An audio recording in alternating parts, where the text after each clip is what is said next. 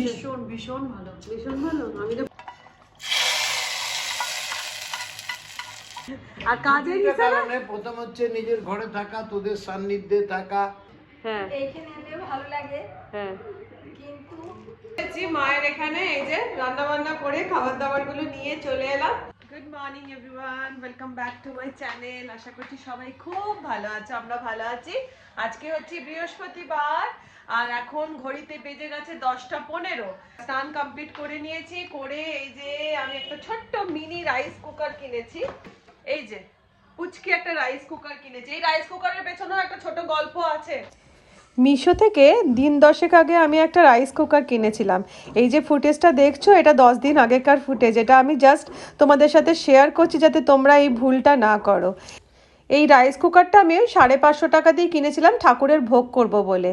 তো যখন রাইস কুকারটা আমি অন করলাম, অন করার সঙ্গে সঙ্গে ফার্স্টেই দেখছো একটা রেড লাইট জ্বলছে। এই যে লাইটটা নিভে গেল, মিনিট 5 মধ্যে লাইটটা নিভে গেল। তারপর থেকে আর লাইটটা জ্বললোই না। জিনিসটা একদম বেকার। আমার মারাত্মক মন খারাপ হয়ে গেছিলো যে ঠাকুরের পারপাসে কিনেছি, জিনিসটা কাজ করলো না। তারপর মুখার্জি বাবুর কাছে দুঃখ প্রকাশ করতেই মুখার্জি বাবু আমাকে একটা প্যানাসনিকের রাইস কুকার এনে দিল। তো যাই হোক, আমি তোমাদের কাছে এটা শেয়ার করলাম এই কারণে, এই ভুলটা যেন আর কেউ করো না, জিনিসটা একদম নিও না। আমার রাইস কুকারটা কেনার পারপাস হচ্ছে বৃহস্পতিবার দিন একটুখানি সাইকে গোপালকে একটু পায়েস করে দেওয়ার জন্য। আর তার সাথে আজকে হচ্ছে মেন ব্যাপার হচ্ছে বাবা মা এসেছে। তো বাবা মায়ের সাথে এসেছে গপু, মায়েদের গপু, আবার তার সাথে এসেছে মায়ের রাধা রানী। কাল মায়েরা চলে যাবে, তো কাল যেহেতু চলে যাবে আমি আজকে ভালোই হয়েছে বৃহস্পতিবারও পড়েছে, মায়ের গপু মায়ের রাধা রানীর জন্য একটু পায়েস করে দেবো।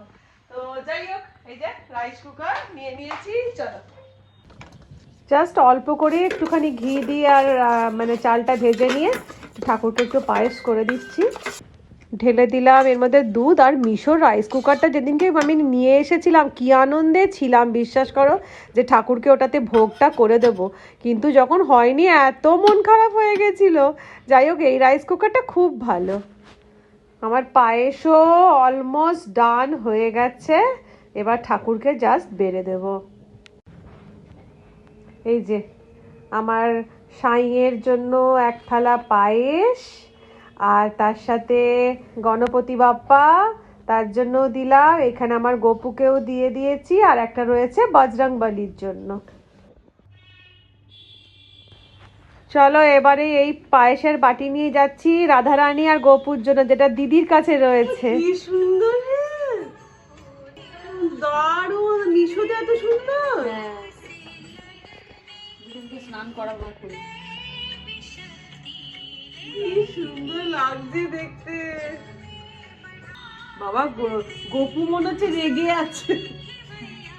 তারপরে একদিন গায়ে গায়ে, হ্যাঁ গায়ে গায়ে একসঙ্গে স্নান করাই। কি অপূর্ব রে, দারুণ। এখন দিদির তো স্নান করানো চলছে ঠাকুরকে। এখানে রাধারানী গপু স্নান করছে, আর এখানে কোলে কিন্তু 3 জন শুয়ে আছে। 3 জনই তো, হ্যাঁ 3 জন। বাপ রে বাপ, ছেলে মেয়ে নিয়ে সংসার আমাদের। আর আমাদের এদিকে আরেকটা রাধারানী ইজি চেয়ার, মানে ওই রকিং চেয়ারে বসে বসে ইয়ে নিচ্ছে, সানবাত। ও রাধারানী, রাধারানী। পুজো টুজো সবকিছু কমপ্লিট, গোপালদের ভোগ দেওয়া কমপ্লিট। এবার নিজেদের ভোগের ব্যবস্থা করতে হবে। আর আজকে আমাদের ভোগে হচ্ছে এই দেখো সবজি কাটা, মুখার্জিবাবু সমস্ত রেডি করে রেখে গেছে। আজকে আমাদের হবে নিম ঝোল। আর আমি নিম ঝোলের রেসিপিটাও কিন্তু তোমাদের সাথে শেয়ার করবো। অসাধারণ খেতে হয়, আর আমার বাবা মা এটা প্রচণ্ড ভালোবাসে। এইদিকে সবজি কাটা, আর এই রয়েছে নিম পাতা। তো চলো রেসিপি শুরু করা যাক। তো মোটামুটি রান্নার মেনু শর্টেড হয়ে গেছে। হাঁসের ডিমের কারি হবে, হচ্ছে নিম ঝোল আর পোস্তর বড়া। মানে আমাদের বাড়িতে তো পোস্তর বড়াটা বাবা মা ওটা ছাড়া খেতে পারে না। তো এই হয়ে গেল মেনু। তো চলো এবার স্টার্ট করা যাক নিম ঝোল রেসিপি। তার জন্য আমি শুকনো কড়াতে নিয়ে নিলাম 1 চামচ সর্ষে, 1 চামচ 5 ফোড়ন দিয়ে এটা শুকনো কড়ার মধ্যে নাড়াচাড়া করে এটাকে আমি গুঁড়ো করে রেখে দিচ্ছি। এবারে কড়ার মধ্যে অল্প তেল দিয়ে দিলাম 8-10টা মতন বড়ি, দিয়ে বড়িটাকেও আমি লাল লাল করে ভেজে তুলে নেব। এবারে ওই যে তেলটা রইলো, মানে বড়ি ভাজার যে তেলটা, ওর মধ্যে দিয়ে দিলাম হচ্ছে ডাটাগুলোকে এবার আমি লাল লাল করে ভেজে তুলে নিচ্ছি।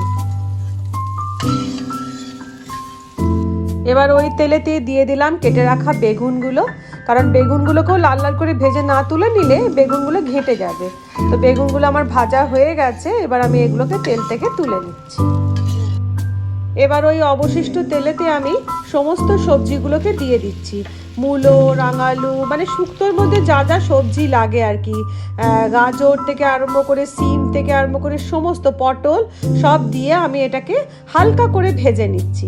এবার দিয়ে দিলাম এর মধ্যে পরিমাণ মতো নুন দিয়ে এটাকে একটুখানি নাড়াচাড়া করে নিয়ে এবার এর মধ্যে আমি দিয়ে দিচ্ছি আদা বাটা।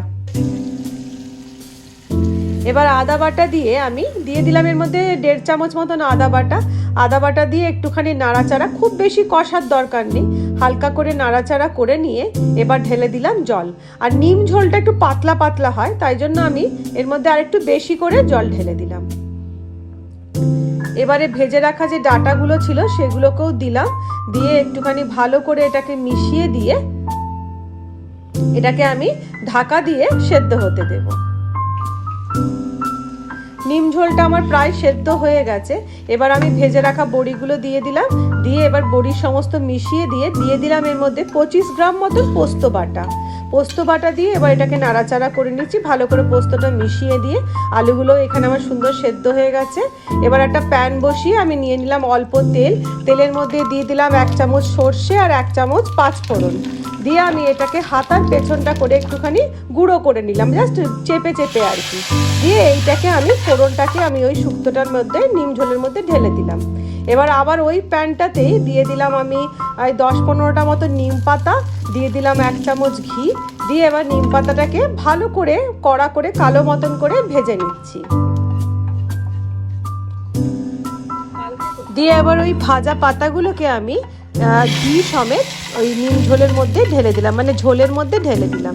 এবার নিম পাতা দিয়ে সুন্দর করে ফুটে গেলে এর উপর আমি দিয়ে দেবো 2 চামচ মতন চিনি, কারণ এই নিম ঝোলটা কিন্তু মিষ্টি তেতো সব মিশিয়েই হবে। তো আমি এর মধ্যে দিয়ে দিচ্ছি 2 চামচ চিনি দিয়ে এটাকে ভালো করে ফুটিয়ে নিলেই আমাদের নিম ঝোল কিন্তু রেডি।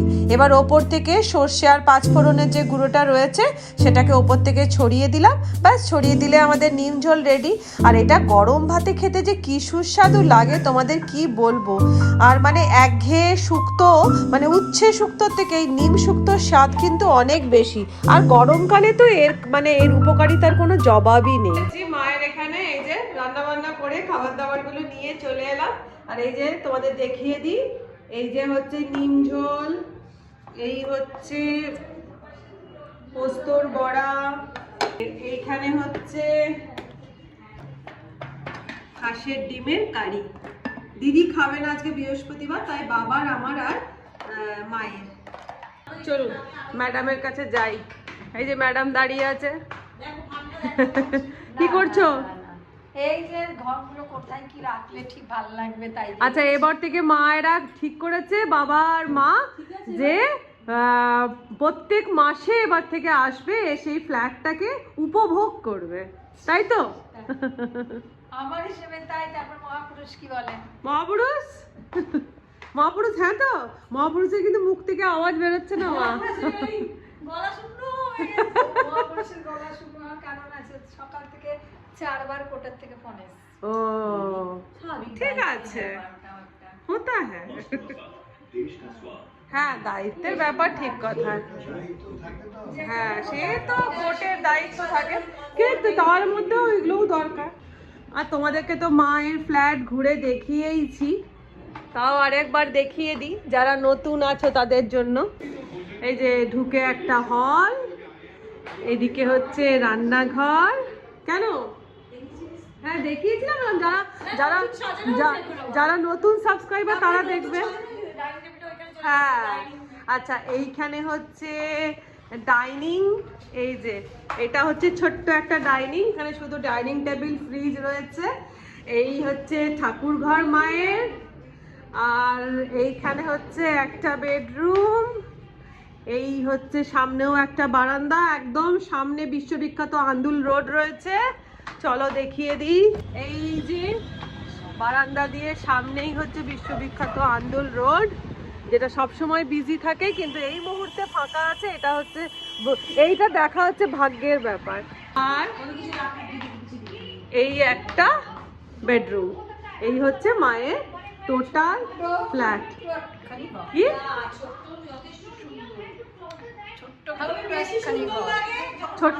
হ্যাঁ ছোট্টখাট্টো হোক, কিন্তু ছোট্টখাট্টো প্রথম কথা নয়, 3 BHK ছোট্টখাট্টো হয় না। আর সেকেন্ড কথা হচ্ছে যে ছোট হলো পরিষ্কার পরিচ্ছন্ন সুন্দর, এটাই হচ্ছে মেন। আর তুমি যখন থাকো তখন আরো জল জল করে। এটা কি খাইতাছো? তিলের নাড়ু। তিলের নাড়ু।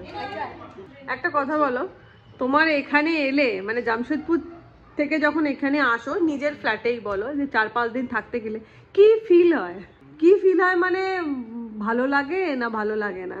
যেহেতু আমি এখনো কাজে এনগেজ আছি, আমার কাজের চিন্তাগুলো থাকে। অতএব সেটা আলাদা কথা। কাজের হিসাবে এমনি কাজের বাড়িতে হিসাবে থাকে। আর কাজের দুইটা হিসাবে কারণে, প্রথম হচ্ছে নিজের ঘরে থাকা, তোদের সান্নিধ্যে থাকা, হ্যাঁ এটা একটা তো আলাদা ইয়ে, যেটা হয় না। হ্যাঁ সান্নিধ্য। আমি তো আমার অবস্থাটা তুই বুঝতেই পারছিস। এরপরে যেটা আমি মনে মনে বসে বসে চিন্তা করছিলাম, আমি যে আসবো বলছি, যে মাসে কি 1.5 মাসে একবার করে, তো ওই সময়টা আমি গ্যাপই করে দেবো। হ্যাঁ একটা হপ্তাহ আমি টোটাল গ্যাপ করি। ঠিক, এটা মানসিক রেস্টও হবে। আমিও মনে মনে চিন্তা করছি, কিন্তু এই কাজের মাঝে এটা তো না কাজে এটা তো এমার্জেন্সি। হ্যাঁ আচ্ছা মা কি হচ্ছে না তুমি বলো। হ্যাঁ সেটা হ্যাঁ এইখানে এলে ভালো লাগে, হ্যাঁ কিন্তু কদিন হওয়ার পর আবার আমার ওইখানের জন্য টান হয়। সে তো বাড়ি বাড়ি হয়, নিজের বাড়ি বাড়িই এইটা হয়। যেহেতু নিজের, এটাও ভালো লাগে। এটাতে ঘুরছি ফিরছি নিজের মতো, কোনদিন কি রাখবো না রাখবো, সাজাচ্ছি গোজাচ্ছি, ভালো লাগছে। তবু নিজের জায়গায় নিজের জায়গায়। মেয়েগুলো কাছে আসা যাওয়া করছে, সেটা দেখতে পাচ্ছি, যেটা ফোনে কথা বলে দেখতে পাই না, ওটা খারাপ লাগে। হ্যাঁ দেখতে পাচ্ছি, ভালো লাগছে। তবে নিজে যখন আমি এখানে থেকে নিজে রান্না টান্নাগুলো করে তোদেরকে দিতে পারবো, সেটা আমার জন্য আরো তার জন্য তুমি কমপ্লিটলি সুস্থ হয়ে নাও, পারবে। আরো ভালো লাগে। হ্যাঁ কমপ্লিটলি সুস্থ হয়ে নাও।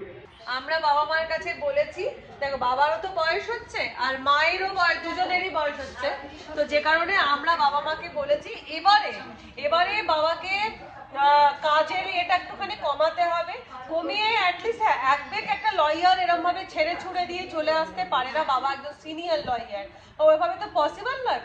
তো সেজন্য বাবা এখন ঠিক করেছে ওই সপ্তাহে মাসের মধ্যে 7 দিন গ্যাপ করবে, করে এখানে থাকবে, আর বাকি দিনগুলো আর কি মাসের ওখানে গিয়ে কাজ করবে। মানে এভাবে আস্তে আস্তে আস্তে আস্তে স্প্যানটা বাড়াবে এখানে এসে থাকার আর কি। আমরা এখানে কি আমরা এখানে এলে কি করি দেখো, মা এখানে ভাতটা বসিয়ে দেয়। হ্যাঁ এখানে ভাত হচ্ছে, আর আমরা তরকারি পাতিগুলো নিয়ে চলে আসি। এই নিম ঝোল কেমন হয়েছে? ভীষণ ভীষণ ভালো, ভীষণ ভালো। আমি কিন্তু ফার্স্ট টাইম খাচ্ছি এটা নিম ঝোল, ফার্স্ট টাইম খাচ্ছি আমি। ও তোমরা আরো পাতলা রাখো না। ভীষণ ভালো হয়েছে। আর বাবাটা চিনি ছাড়া তুলে নিয়েছিলাম। আমাদের পাতলা হয়। হ্যাঁ তোমাদের পাতলা হয়। কি দারুণ হয়েছে রে, মা ভালো লাগছে? দারুণ হয়েছে। ঝোলটা ইয়ে করে শুধু এটা নিলাম, হ্যাঁ অসাধারণ। আমি প্রথম খেলাম এটা, ভালো লাগছে। হ্যাঁ না না চলো এমনি কোনো খাইনি। খেয়ে দেখা যাক। আমরা পাত্তর থেকেও বেশি টেস্ট লাগছে, হ্যাঁ। ডিমটার একটা আলাদা টেস্ট আছে না। তাই দেখ তো।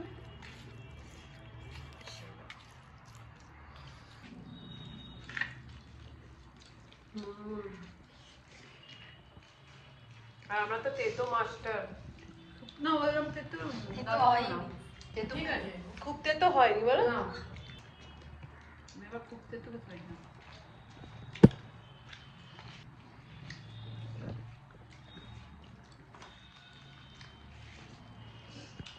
নিম যখন খুব বেশি ভাজা হয়ে যায়, মানে এতটাই ভালো লেগেছে আবার নিয়ে নিলাম।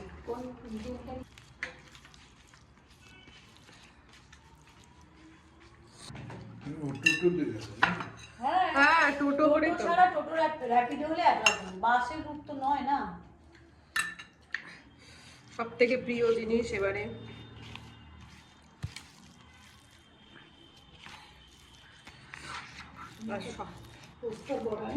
হ্যাঁ দিদি আর একটা পোস্ত বড়া নিয়ে নে, তুই একটা পোস্ত বড়া নিয়ে নে, পোস্ত বড়া এক্সট্রা করা আছে নিয়ে নে। যা চাই পোস্তর বড়া। যাই হোক খাওয়া দাওয়া করে আবার দুজন ভূতের বেশে, আমরা পুরো ভূতি মনে হচ্ছে, ভূতের বেশে আবার বাড়ি চলে এসেছি, ঘরে চলে এলাম আর কি। আমাদের এক যে কদিন বাবা মা থাকে না এইটাই আগে ঘরে চড়ার জুতো। এইটাই রুটিন চলে, রান্না করে নিয়ে যাই, ওখানে খাওয়া দাওয়া কিছুক্ষণ বসি, গল্প টল্প করি, করে আবার চলে আসবো, এসে একটুখানি শুয়ে টুয়ে নেবো, আবার বিকেল বেলা যাবো হচ্ছে মায়ের ওখানে, ওখানে গিয়ে আবার চা খাবো। তো যাই হোক ছোট্ট করে একটা ব্লগ তোমাদের সাথে শেয়ার করলাম, আশা করছি যদি ব্লগ ভালো অবস্থা হয়ে যায়। আর একজন কিসমিস কিসমিস এখানে দেখে পুরো ছটপট ছটপট করছে। তো ব্লগ এখানে শেষ করে দিচ্ছি, যদি ব্লগ ভালো লেগে থাকে ছোট্ট করে একটা লাইক দিয়ে দিও। আজকের মতন বিদায় নিলাম, দেখা হবে আমার নেক্সট ব্লগে। টাটা, এই টাটা কর, অন্ধকারে টাটা।